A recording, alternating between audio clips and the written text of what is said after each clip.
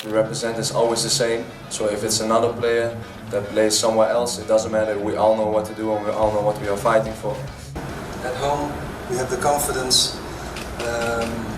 We structured the team very good. We studied the very good. So.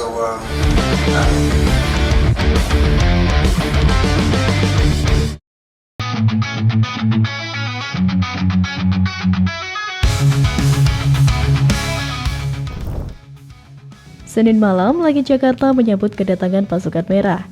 Rombongan timnas Cina resmi mendarat di Indonesia. Menurut keterangan tim media PSSI, info kedatangan tim Cina Senin 2 Juni malam menggunakan China Eastern MU pukul 22.30 waktu Indonesia Barat di Bandara Soekarno-Hatta Terminal 3. Tak cuma tim, mereka bawa bala bantuan supporter dari 4 negara sekaligus. Dilansir dari media China 163.com, dilaporkan 2.800 supporter akan hadir langsung mendukung di Stadion GBK. Mereka bukan hanya warga yang menetap di tanah air, tetapi juga berasal dari negara tetangga seperti Malaysia, Vietnam, dan Thailand. China memang butuh dukungan penuh dari fans mereka. Ini karena tim asuhan Branko Ivankovic memang wajib memenangi pertandingan melawan timnas Indonesia buat memperpanjang nafas di kualifikasi Piala Dunia 2026. Jika kalah, mereka sudah dipastikan tersingkir meski masih menyisakan 1 pertandingan lagi. Namun, China akan menghadapi tugas berat saat tandang ke markas Indonesia. Tim Merah Putih ingin melakukan revanse setelah kalah 1-2 pada pertemuan pertama lalu. Timnas Indonesia saat ini masih tengah berjuang minimal lolos ke putaran keempat kualifikasi Piala Dunia 2026 zona Asia. Laga melawan Cina wajib dimenangkan sambil berharap di partai lain Arab Saudi mampu mengalahkan Bahrain, dengan begitu posisi 4 besar sudah bisa dipastikan. Skuad Garuda juga masih bisa lolos langsung ke Piala Dunia 2026 dari posisi runner-up grup C dengan catatan mengalahkan Cina serta Jepang. Namun di laga lain Australia serta Arab Saudi kalah dari lawan-lawannya. Meski peluang tersebut terbilang berat, fokus utama saat ini tetap tertuju pada pertandingan pertama melawan Cina. Kemenangan di kandang akan menjadi modal penting sebelum menghadapi tantangan besar melawan Jepang di laga penutup. Pertandingan di Stadion Utama Gelora Bung Karno tersebut akan berlangsung dengan intensitas tinggi, di mana konsentrasi dan efektivitas penyelesaian peluang akan menjadi penentu. Atmosfer pertandingan juga diperkirakan sangat panas, mengingat hadirnya ribuan supporter lawan yang akan memenuhi sebagian tribun. Meski demikian, dukungan mayoritas supporter Indonesia yang akan memadati stadion diyakini mampu membentuk tekanan balik bagi tim tamu sekaligus menjadi suntikan semangat bagi para pemain di lapangan. Panitia pelaksana pertandingan pun telah mengantisipasi situasi ini dengan pengamanan ekstra dan penataan sektor tribun yang ketat. Zona khusus akan disediakan untuk supporter Cina guna memastikan keamanan dan kenyamanan selama pertandingan berlangsung.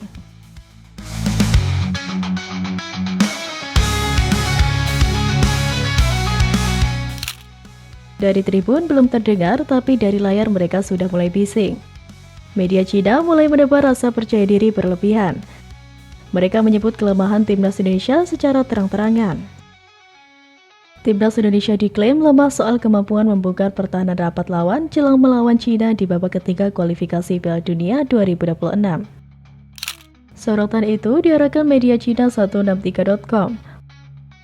Oleh karena itu, timnas Cina diminta untuk mengurangi kesalahan dan punya senjata serangan balik mematikan untuk bisa mengalahkan timnas Indonesia di Stadion Utama Gelora Bung Karno. Meski Indonesia memiliki banyak pemain naturalisasi, mereka kurang efektif soal cara melawan tim dengan pertahanan yang rapat. Cina juga dikatakan akan berupaya untuk menguasai bola selama mungkin. Selain itu, para pemain diminta tidak banyak membuat pelanggaran dalam pertandingan.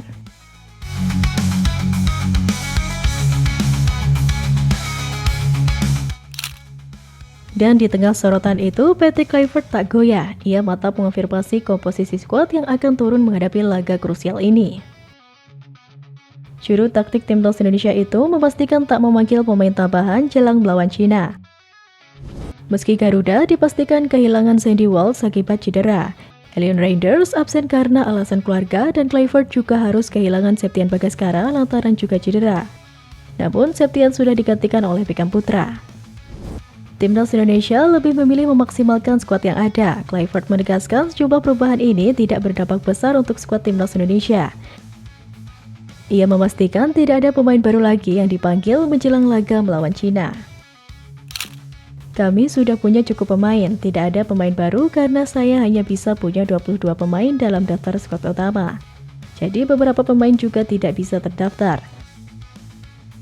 Kluivert juga memastikan akan meracik skuad utama dengan seksama. Para pemain yang terpilih nantinya diharapkan bisa tampil maksimal untuk Timnas Indonesia. Namun, ketika susunan skuad sudah dikunci, muncul satu kekhawatiran. Absennya Martin Pas, penjaga gawang utama karena akumulasi kartu kuning. Tapi belum sempat ragu itu tumbuh, Ceizes melangkah maju. Lewat satu pesan sederhana namun dalam, ia kirimkan keyakinan gawang Indonesia tetap aman. Kapten Timnas Indonesia itu tak masalah Martin Pas absen untuk laga melawan Cina. Pasalnya, Jay percaya Timnas Indonesia memiliki kiper hebat lainnya, seperti Emil Audero yang memang berpotensi debut di laga Garuda versus Cina nanti. Bek Timnas Indonesia itu merasa kualitas Emil tak jauh berbeda dengan Martin. Apalagi Emil juga mempunyai pengalaman bermain di Italia. Selain Emil, ada beberapa kiper lain yang kemungkinan besar masuk skuad utama Timnas Indonesia versus Cina dan Jepang. Mereka adalah Hernando Ari, Nadeo Agavinata, dan Deza Arya Pratama. Jay mengakui para penjaga gawang itu juga mempunyai kualitas yang bagus.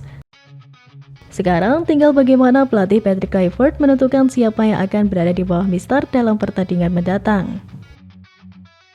Kami beruntung bisa punya beberapa kiper, ada kiper lain yang bagus juga.